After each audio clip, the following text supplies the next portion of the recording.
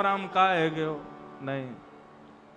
Jail में जन्म हुआ तब भी प्रसन्न, माता पिता को छोड़ के कहीं और चले गए तब भी प्रसन्न, गोकुल छोड़ के वृंदावन चले गए तब भी प्रसन्न, वृंदावन से आदि आदि चले गए तब भी प्रसन्न, ब्रजवासियों को छोड़ के मथुरा चले गए तब भी प्रसन्न, मामा को मार दिया तब भी प्रसन्न, रण छोड़ के भागे तो भी प्रसन्न, हर स्थिति में प्रसन्न रहे।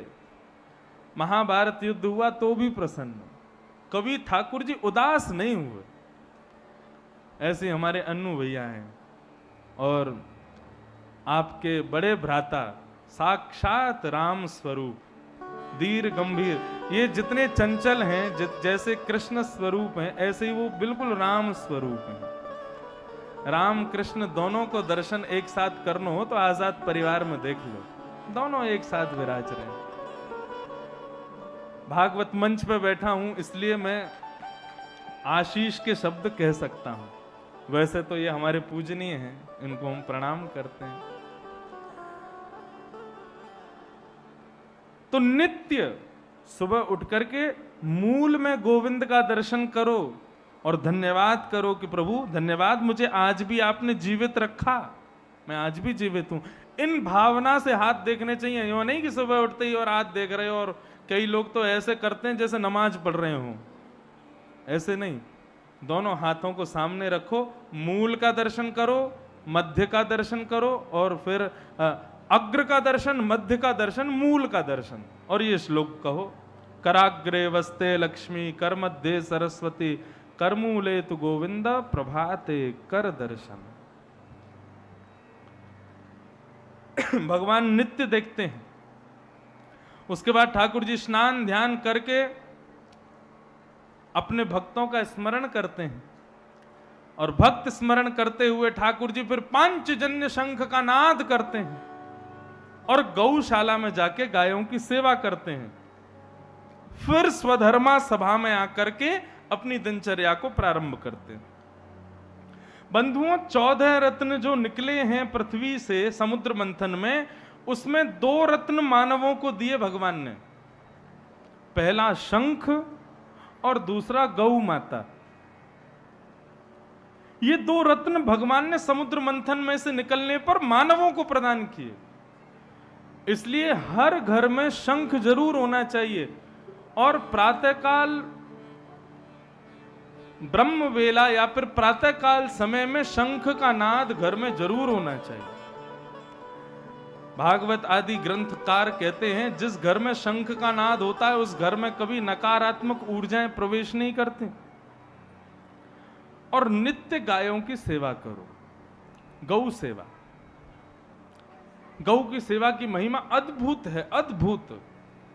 देखो, स्वर्ग जाना कठिन है, नरक जाना उससे भी ज्यादा कठिन है, लेकिन जाने वालों की संख्या सबसे ज्यादा कहां की है? नरक की है, स्वर्ग की नहीं है इतनी। लेकिन नरक का रास्ता बहुत दुर्गम है। लेकिन यदि व्यक्ति नित्य गौ माता की सेवा करे तो उसका प्रभाव क्या होता है? महाभारत का एक प्रसंग सुना रहे हैं, बहुत ध्यान से सुनिएगा।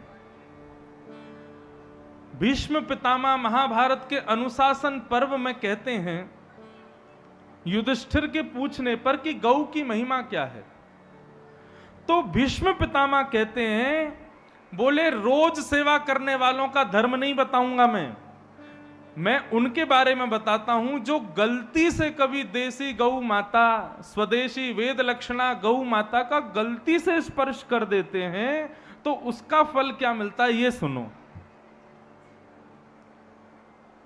बोले युधिष्ठिर, यदि राह चलती हुई वेद लक्षणा गौ माता का यदि कोई व्यक्ति गलती से स्पर्श कर देता है तो उसका फल यह होता है कि वो व्यक्ति मरने के बाद नरक जाने वाला है। अब देखो, व्यक्ति ने पाप इतना किया कि उसको नरक मिलने वाला है 14 दिन के लिए।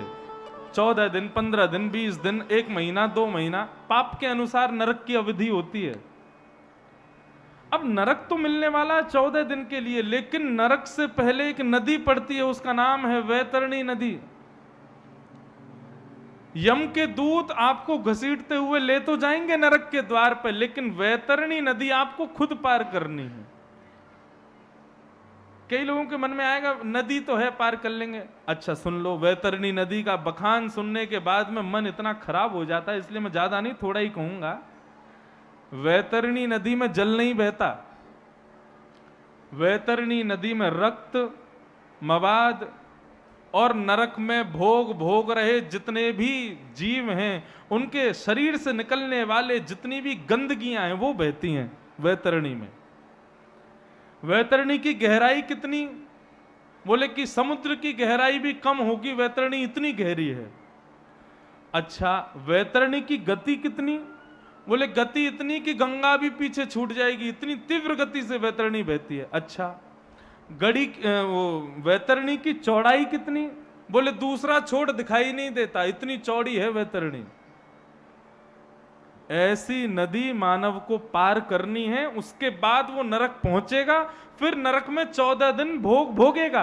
तो अनुशासन पर्व में भीष्म पितामह कहते हैं केवल 14 दिन के लिए मिला हुआ नरक है उसको, लेकिन वैतरणी नदी पार करने में उसको सैकड़ों वर्ष लग जाते हैं। लेकिन युधिष्ठिर, व्यक्ति यदि वेद लक्षणा गौ माता का गलती से भी स्पर्श कर देता है तो उसको फल ये प्राप्त होता है कि वो मरने के बाद जब नरक जाता है तो वैतरणी नदी पर सुरभि गौ माता आकर के उसको अपनी पुच्छ पकड़ा देती है और क्षण भर में वैतरणी पार करा देती है, नरक पहुंचा देती है। हाँ सही है, 14 दिन में जिनको भोग लेना है और भोग के वापस चले जाना, वो सैकड़ों वर्ष तक वैतरणी में ही बहते रहते हैं।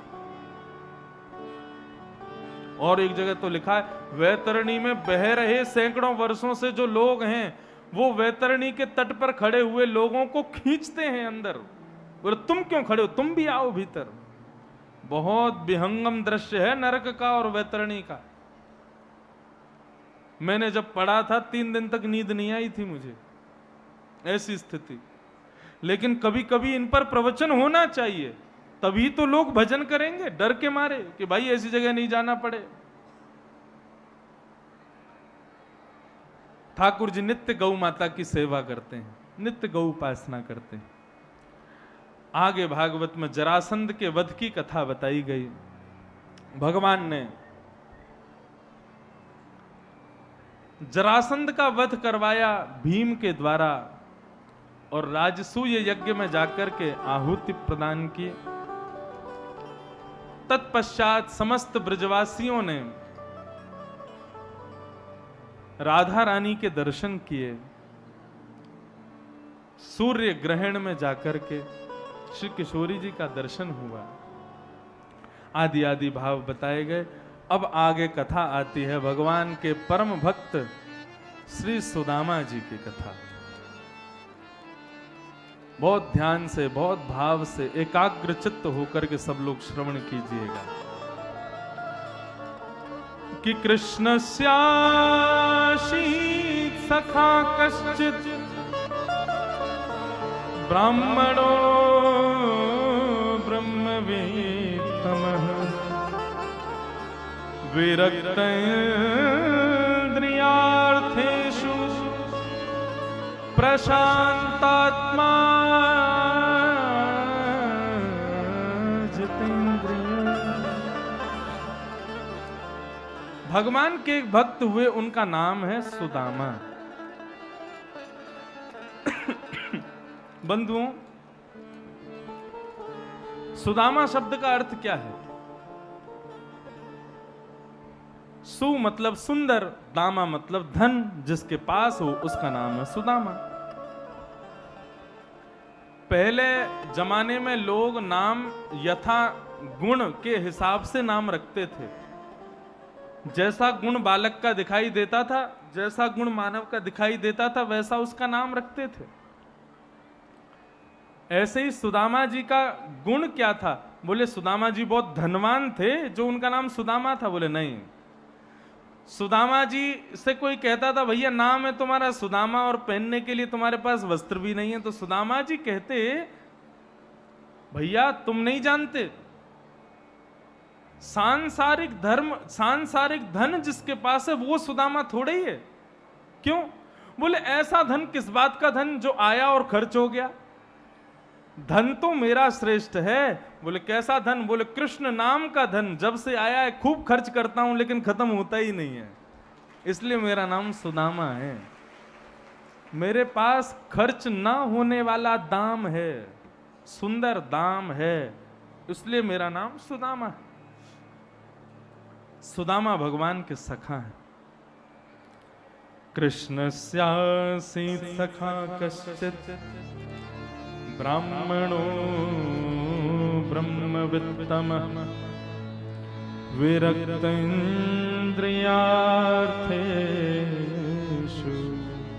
प्रशांतात्मा जितेन्द्रिय। भगवान के कहने को मित्र हैं, लंगोटिया यार हैं, बिल्कुल पक्के सखा हैं ठाकुर जी के। लेकिन एक तरफ ठाकुर जी तो सोने की नगरी के राजा हैं और सुदामा जी एक छोटी सी झोपड़ी में रहते हैं। सुदामा जी की घर की स्थिति ऐसी कि महाराज जोर से वर्षा हो जाए तो सुदामा जी के घर में पानी भर जाता है, सोने के लिए स्थान नहीं रहता। सुदामा जी के घर की स्थिति ऐसी कि सुबह भोजन बन जाए तो शाम तक की कोई गुंजाइश नहीं है कि बनेगा, और कई बार तो हफ्ते में 1 या 2 बार ही प्रसादी बनती है और सब उसी में ही संतोष करते हैं। अच्छा बंधुओं, एक बात बताओ, देखो सुदामा चरित्र भी खूब सुना होगा सबने, लेकिन एक बात मेरी समझिएगा, दुनिया में सबसे बड़ा धन क्या है? भगवान का नाम धन तो है ही, लेकिन दूसरा धन क्या है? सबसे बड़ा धन है संतोष धन। संतोष करना। संतोष का मतलब क्या होता है?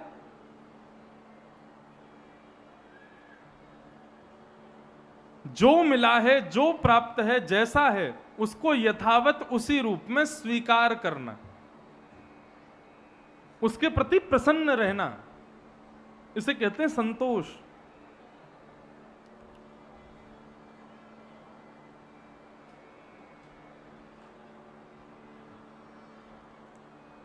संतोष धन सबसे बड़ा धन है। और सुदामा जी के पास वो संतोष धन विद्यमान है, वो संतोष धन उन्हें प्राप्त। सब लोग इधर देखो, यहां देखो, यहां देखो, हमें नजर ना लगेगी, यूं सोचते हो कि महाराज जी देखेंगे नजर लग जाएगी, ऐसा ना है। यहीं देखो, ये पीछे खड़े हैं हमारे, ये नजर गजर सब दूर रखें, आप यहीं देखो, बस कथा सुनो। सुदामा जी के पास सर्वधन है संतोष। भगवान के सखा बनने के लिए हमारे भीतर क्या क्या गुण होने चाहिए वो सुदामा जी से सीखो। अभी खैर कथा करने से पूर्व हम कथा कर रहे थे जयपुर में, वहां जयपुर में एक ही विषय पर कथा हुई कि ठाकुर जी के सखा कैसे बना जाए, इसी पर ही कथा थी 5 दिन तक। तो उसमें ये सुदामा जी के कुछ भाव रखे गए। सुदामा जी के भाव क्या हैं? पहला भाव विरक्त। सुदामा जी विरक्त हैं, किसी भी वस्तु के प्रति आसक्त नहीं है। जैसे हम लोग, हमको कोई चीज अच्छी लग जाती है तो हम तुरंत उसके प्रति आकृष्ट हो जाते हैं और फिर हमें बार बार वो वस्तु चाहिए। सुदामा जी विरक्त हैं, मतलब भगवान का जो मित्र हो वो विरक्त होना चाहिए। कल को हमको किसी ने 1 गिलास की चमचम खिला दी तो महाराज ऐसी आसक्ति हो जाती, अब तो रोज चाहिए। खैर का वो क्या मिल्क केक खिला दिया तो अब रोज आसक्ति होगी, अब तो रोज चाहिए। चलो खाने की बात ही क्यों करें, किसी का रूप सुंदर लग जाए तो अब तो रोज सुंदर सुंदर रूप देखने को चाहिए। एसी का सुंदर ठंडा स्पर्श अच्छा लग जाए तो बिना एसी के तो अब जी नहीं पा रहे हैं। ये हमारी आसक्तियां हैं। इन आसक्तियों के कारण ठाकुर जी हमको कभी सखा नहीं बना सकते। विरक्त रहो। वस्तु के आदि होने वाला ठाकुर जी का कभी सखा नहीं बन सकता। जो विरक्त है, जो किसी में आसक्त नहीं होता, वो ठाकुर जी का सखा बन सकता है। तो पहला गुण विरक्ति। दूसरा गुण प्रशांत। भगवान को ज्यादा बोलने वाले लोग अच्छे नहीं लगते। एक बालक मुझसे बोला, आप तो फिर बिल्कुल पसंद नहीं होंगे ठाकुर जी को, 4 घंटा बोलते ही रहते हो। मैंने कहा हर बात का जवाब है आज के बालकों के पास। अरे बोलते रहने का मतलब फालतू की बकवाद करे, ऐसा व्यक्ति ठाकुर जी को प्रिय नहीं है। जब बोले सो हरि कथा, जब बोले सो सुंदर बोले। और एक बात कहूं, कम ही बोला करो, जितना हो सके वाणी पर नियंत्रण रखो। मौन मास्ताम, प्रशांत, शांत भी नहीं, अत्यंत शांत जो होता है ठाकुर जी को वो प्रिय है। भगवान की आवाज क्यों नहीं सुनाई देती? क्योंकि हम लोगों ने इतना शोर मचा रखा है, हमने अपनी इतनी डिमांड ठाकुर जी के सामने धर रखी है। हम इतना ज्यादा बोले कि ठाकुर जी बोले ही ना, भगवान के तू ही बोल ले, पहले तू ही सुना ले अपनी सबरी। कभी बिहारी जी जावे, कभी राधा वल्लभ जी जावे, कभी राधा रमन जी जावे, एक कोने में शांति से बैठे रहो, कोई इच्छा नहीं, कोई आकांक्षा नहीं, कोई अभिलाषा नहीं, केवल आप ठाकुर जी को देखो, कुछ मत कहो। याद रखना, मुझे याद करोगे यदि इस प्रकार अगली बार दर्शन किया तो स्वर सुनाई देगा ठाकुर जी का, लगेगा कि हां लाल जी कुछ कहे हैं। बंधुओं में यहीं तक सीमित नहीं रहना चाहता कि कथा करूं, चलो जाऊं, आप लोगों ने सुख मिलो, बस है गयो कल्याण। नहीं, कल को मेरी कही हुई कथा से मोकू भी ठाकुर जी को अनुभव हो और सुनने वाले श्रोतान को भी अनुभव हो, तब सुनियो कि हां हमारे सुननो कहनो दोनों सार्थक भयो है। सुदामा जी में पहला गुण है वो विरक्त हैं, सुदामा जी में दूसरा गुण है वो अत्यंत शांत हैं, और सुदामा जी का तीसरा गुण जितेंद्रिय, अपनी इंद्रियों को उन्होंने जीता है। हमारी तरह भटकाव नहीं है उनकी इंद्रियों में।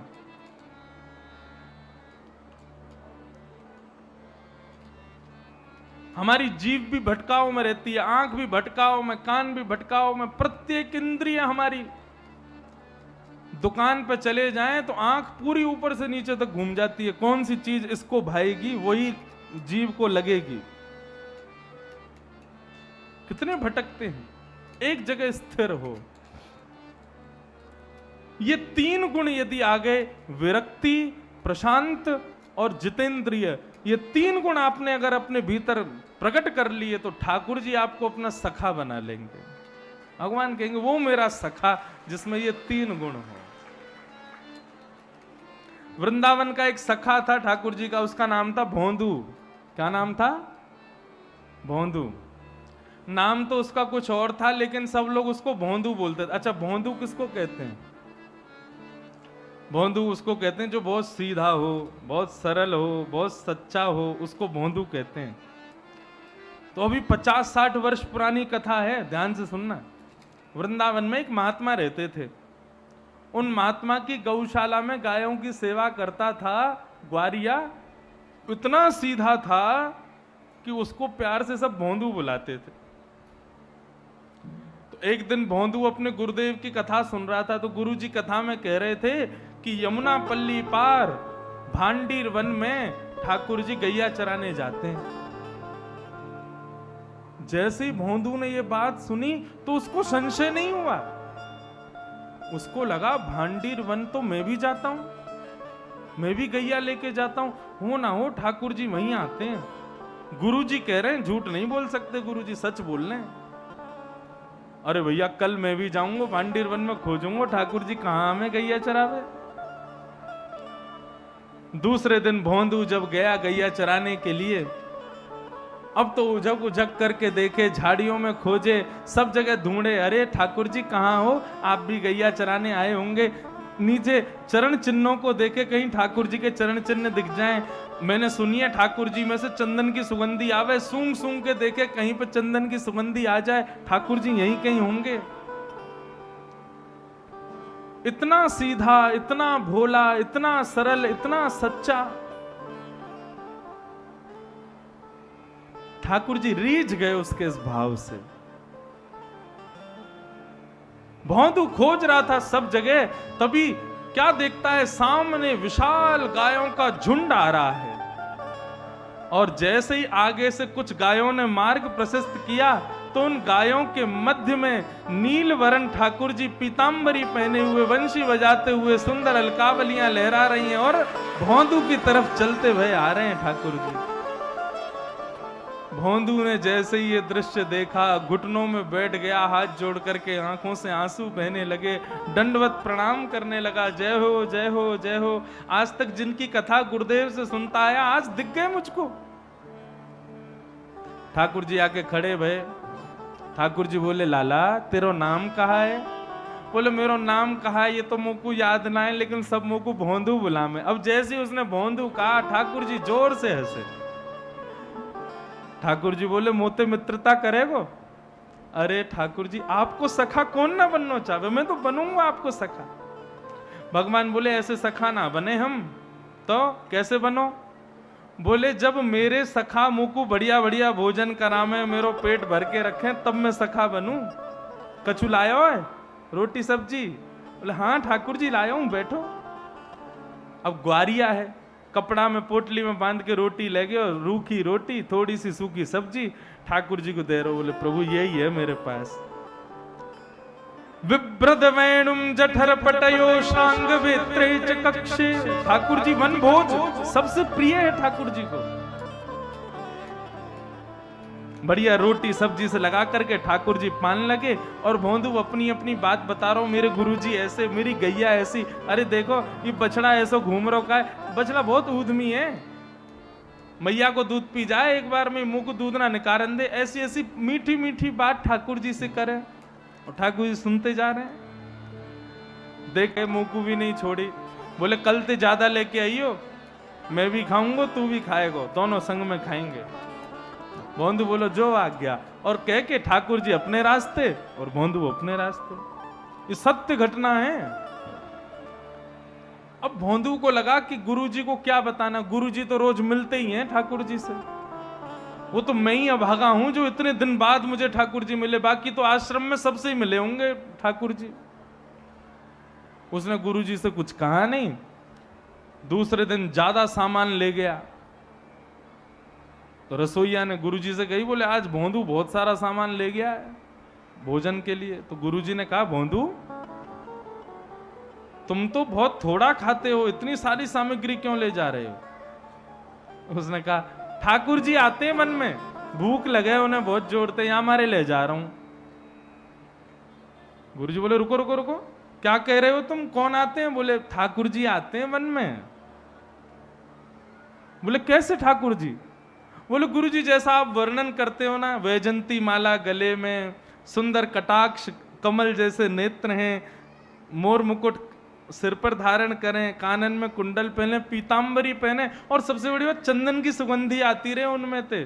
और गुरुजी जब जब मुस्कुरा में ना, तो मुझ को तो ऐसा लगे जैसे मुझ को चक्कर आ रहे हो, इतने सुंदर लगे ठाकुर जी। गुरुजी बोले, कोई और बोलता मैं नहीं मानता, लेकिन भौंदू झूठ नहीं बोलता है।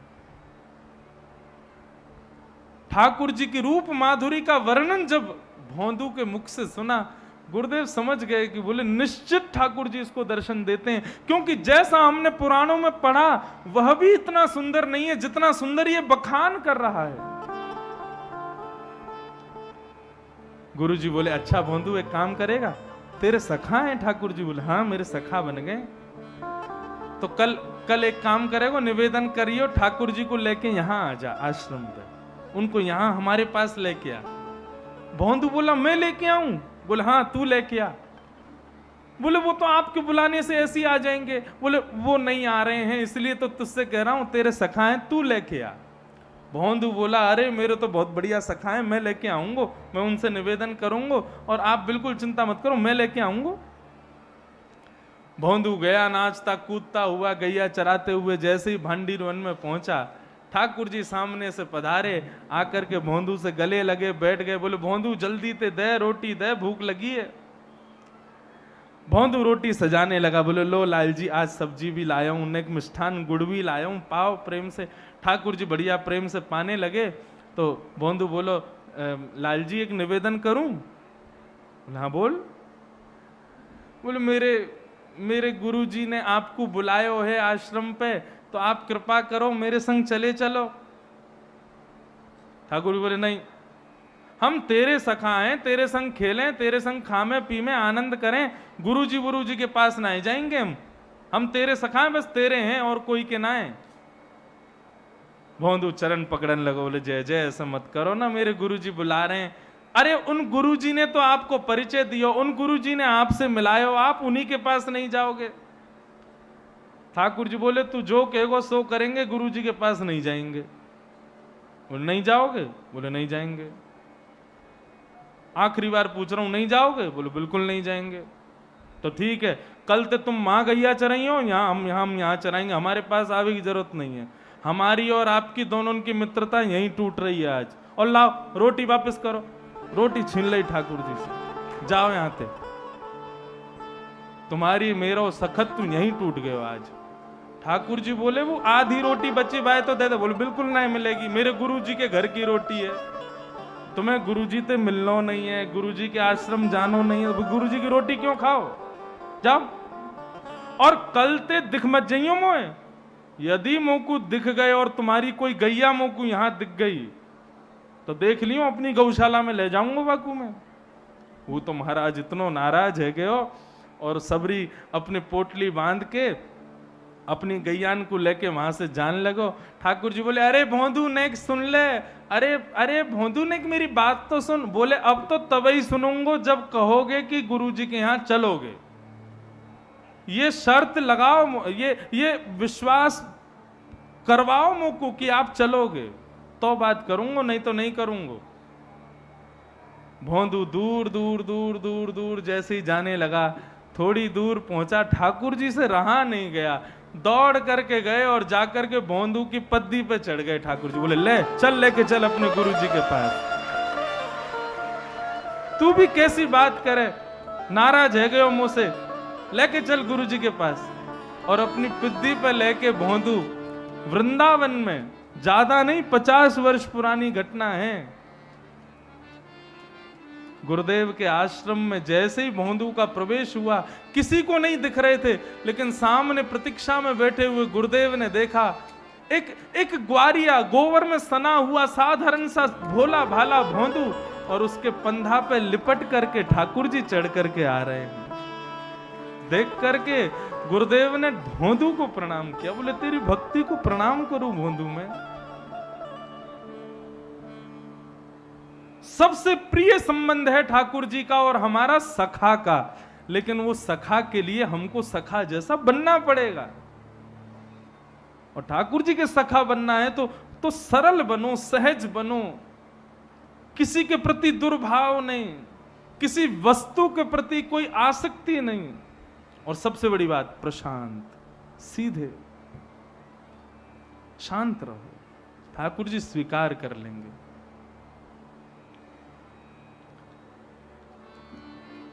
सुदामा जी और श्री कृष्ण जब गुरुकुल में पढ़ते थे, एक दिन भृगु ऋषि भिक्षा मांगने के लिए आए। गुरु माँ ने 2 पोटली बनाई थी चने की। बोले आज कृष्ण और सुदामा दोनों वन में जाएंगे, पुष्प तोड़ने के लिए उनको दे दूंगी। लेकिन इतने में ही भृगु ऋषि आए, आकर के कहने लगे माते भिक्षाम देही।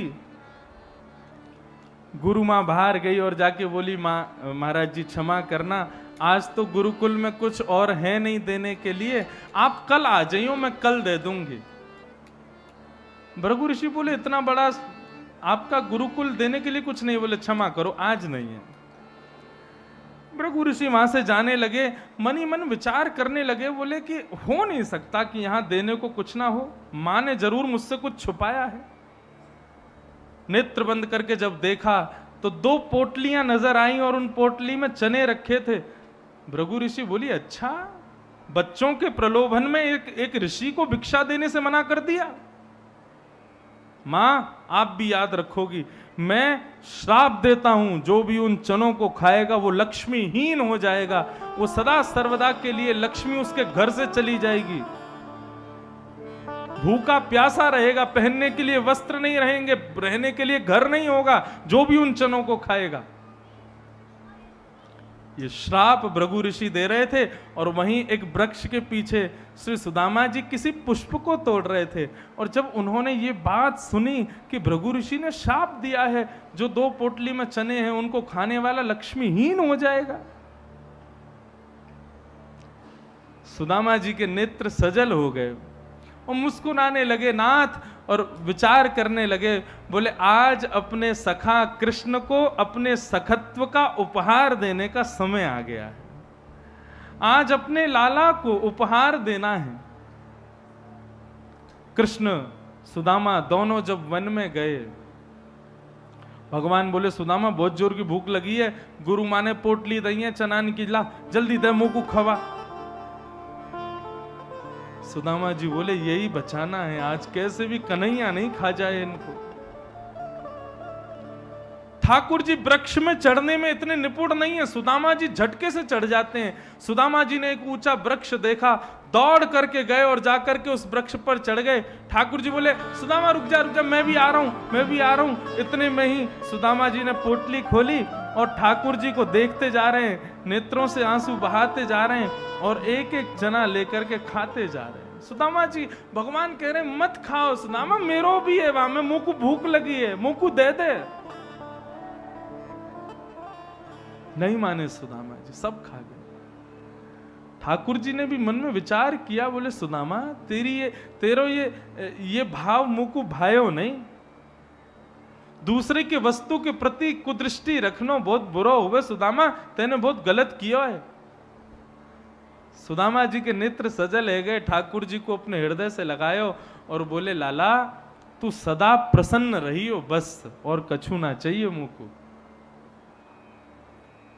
आज सुदामा जी एक टूटी झोंपड़ी में रहते हैं, पहनने के लिए वस्त्र नहीं है, सुदामा जी के बालक भूखे सो जाते हैं, सुदामा जी की पत्नी एक ही साड़ी में महीनों बिता देती है, और द्वारिकाधीश सोने की नगरी में रहते हैं, बच्चे भोजन झूठा छोड़ देते हैं, 56 प्रकार के पकवान बनते हैं।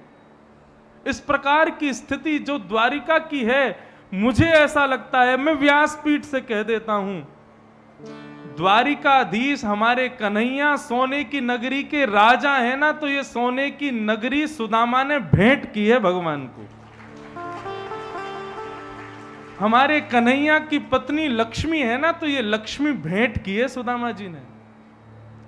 भगवान कृष्ण के पुत्र सुख से पाते हैं, सुख से रहते हैं, ये सुदामा जैसे सखा ने भेंट किया है ठाकुर जी को।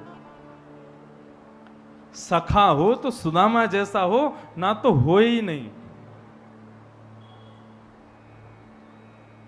हमारे गुरुदेव कहते हैं जितने कम सखा, जितने कम मित्र, उतने प्रसन्न, लेकिन होने चाहिए सुदामा जैसे।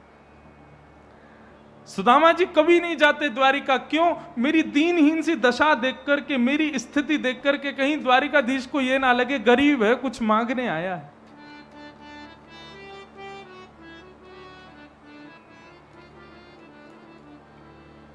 सुदामा जी महाराज, एक दिन पत्नी कहती है कि जाइए, जाकर के द्वारिकाधीश को प्रणाम करके आइए, आपको मेरी सौगंध है। 4 घर से 4 मुट्ठी चावल लेकर के आई, पोटली बना करके सुदामा जी को दी और कहा जाइए, जाकर के द्वारिकाधीश को प्रणाम करके आइए।